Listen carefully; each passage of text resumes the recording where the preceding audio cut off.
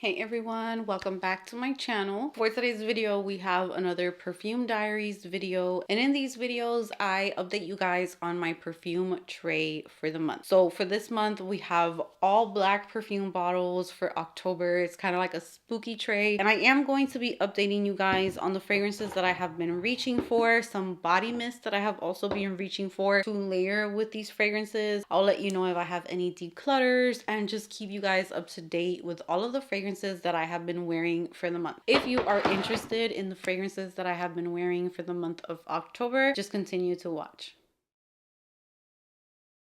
I have a few perfumes that are on the tray, but I also have a couple things that were not on the tray. For this tray, I don't have any declutters. I have really been wearing a few of these fragrances, and to be completely 100% honest, I'm still kind of like in between not knowing what the heck to wear. There are some perfumes that I've reached for that felt like too much for right now. It's still not cool enough here, even though it is starting to get very cool. In the mornings, it's in the 50s, 60s, but then it warms up throughout the day, and some of these scents just do not smell the same. So I am panicking a little bit, but we're gonna keep it under control. I'm going to start off with one that I have been wearing by itself and I've really been liking for bedtime, for when I'm done with the day. I took a shower, I want to relax, I want to put on my PJs. I've been just wearing this by itself, and this is the L'Occitane body mist, and this is the Delightful Mist. So this is a glass bottle. It's white, really pretty. Definitely reminds you of like almond milk. This one is one that I just wear by itself when I want to smell comfy, cozy. It's perfect for fall time because you do have that nuttiness of the almond, but I feel like there's also feminine florals in here, or something that's very soft and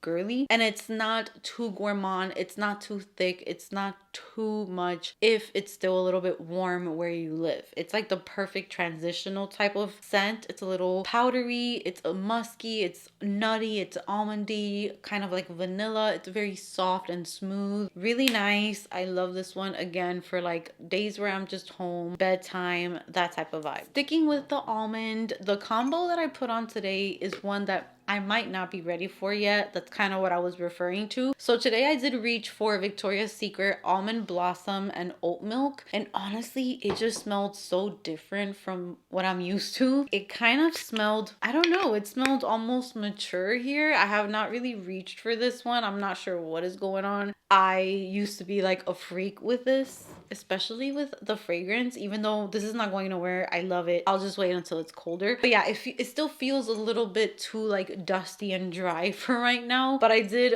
layer these two together. So we have the Victoria's Secret Almond Blossom and Oat Milk, and I layered it with the Van Cleef & Arpels Bois Doré. I forgot, someone told me how to pronounce this in my last video, but this is one of my favorite almond perfumes. This has like a very nutty yet smoky vibe to it because of, I believe there's tobacco or tobacco flower in here, something like that, but it really gives the almond like a smoky touch. So it's powdery. See, it's not the perfume that I'm not liking, because the perfume is literal perfection to me. If you are an almond lover, I feel like this is one that should be a must have in your collection. If you want a long lasting, good performer, almond, nutty, powdery, smoky, soft fragrance that will be noticeable the entire time that you're wearing it, check this one out. So good. I purchased this one from FragranceNet. It was a little discounted, but honestly, I can feel the quality in this perfume. The performance of it is amazing. It fills up a room and it does leave a trail without it being too intense, which is my favorite thing about it.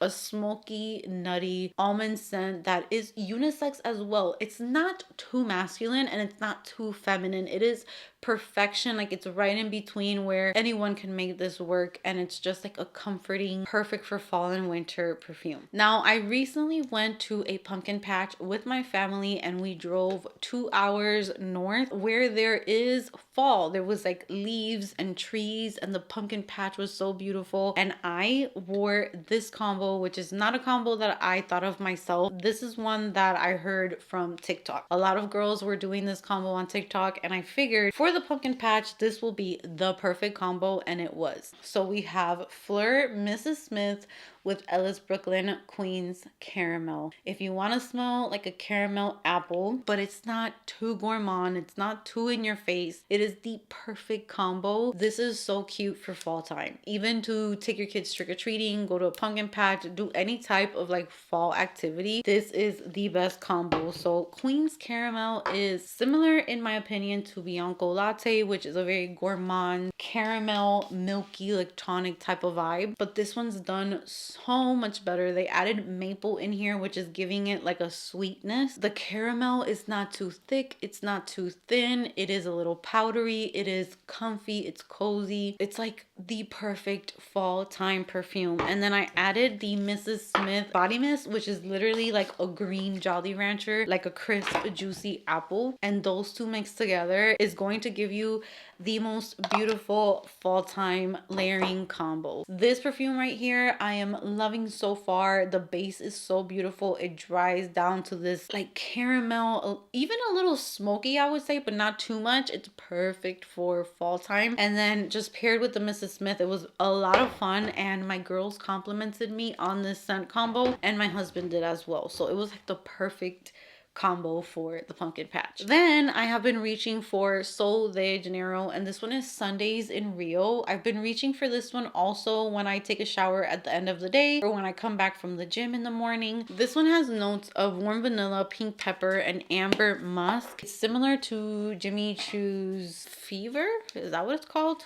Really nice. This one is perfect again for fall time if you're looking for the perfect fall body mist. This one is not gourmand, so it's for those of you who want to skip out on the pumpkin mist, on anything that's too edible. This one is not like that. This one's definitely more sexy. It's a little darker, but I will say I do smell this one a little longer than the one that I tried previously, which was the coconut one, but still I haven't really been smelling these too much since I moved here. They don't really last long on me, but it's a really nice nighttime fall winter type of body mist. I forgot to mention that I did layer one perfume with this, and it was the YSL Black Opium Le Parfum, and I will say this is one of those that I just wasn't ready for yet this month here. I put it on and it just smelled a little too smoky and dry for me. Like I wasn't really getting the sweetness from the vanilla and all of that, just because I feel like it needs to be way cooler for this one. And as you can see, I don't know if the camera is going to pick that up. Let's see if it does it again. Do you see how the tester strip, the darkness of that juice? This is so good, but it's just not for hot weather or warm weather or remotely any heat. Like I need it to be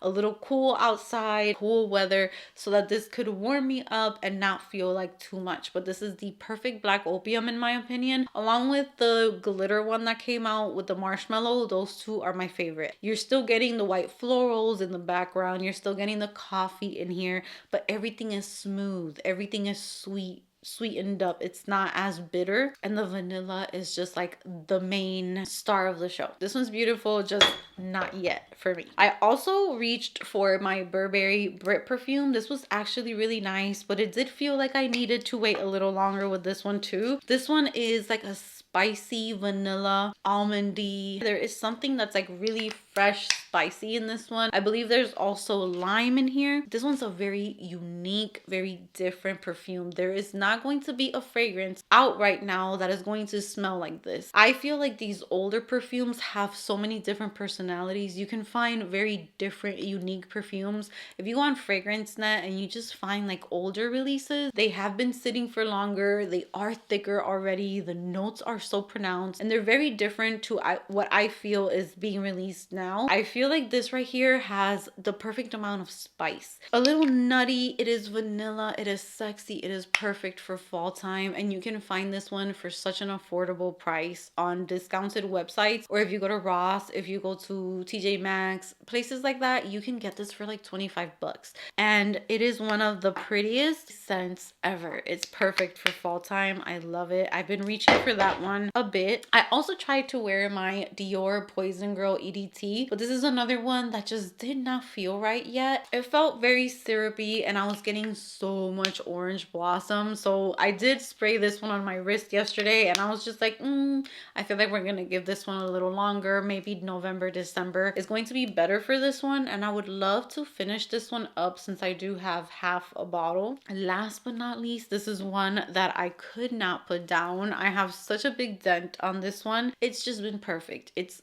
perfect for if the day is hot, if the day is cooler, if it gets gloomy out of nowhere. Like, it just doesn't matter. This smells good. And this is by Diad. This is highs and lows. And as you can see, I did quite a nice dent in this one. I'm not sure where this one was at, but I did take this one with me to my trip to California with my family, and I was mixing it with Juliana's perfume 13 of Hearts, another layering combo that I unlocked that just made my husband go crazy. So that's the second time that I put on 13 of Hearts and he tells me that I smell good. I remember I was getting ready. I did combine this one with 13 of Hearts. It was a mix of both. He was getting something ready in the room. I think he was ironing his shirt or one of the girls' shirts. Something. He was doing something. And I walked there to tell him something and he's answering me mid-sentence. He stopped again and he's like, you smell so good. Like, he never notices that it's the same scent that he's complimenting. So it was this layered with 13 of Hearts and it smelled so good because they're both kind of similar. This is another musky, cloudy, airy scent that is not too fruity, it's not too floral, there's not too much of anything. It's just going to make you smell clean and musky and comforting, and you can literally wear this anywhere. You can wear it to the gym, for a walk, to run errands, for bedtime, to go out to have a lunch. It's just one of those perfumes that smells amazing. So this is probably the one that I've been loving the most out of all of the ones that I talked about. That is it for my perfume diaries today. I hope that you guys enjoyed it. Comment down below, let me know which one of these perfumes you love, which ones don't work out for you. I love to hear all of your thoughts. And with that said, give this video a big thumbs up if you enjoyed it. Subscribe if you haven't subscribed, and I will see you guys in my next video.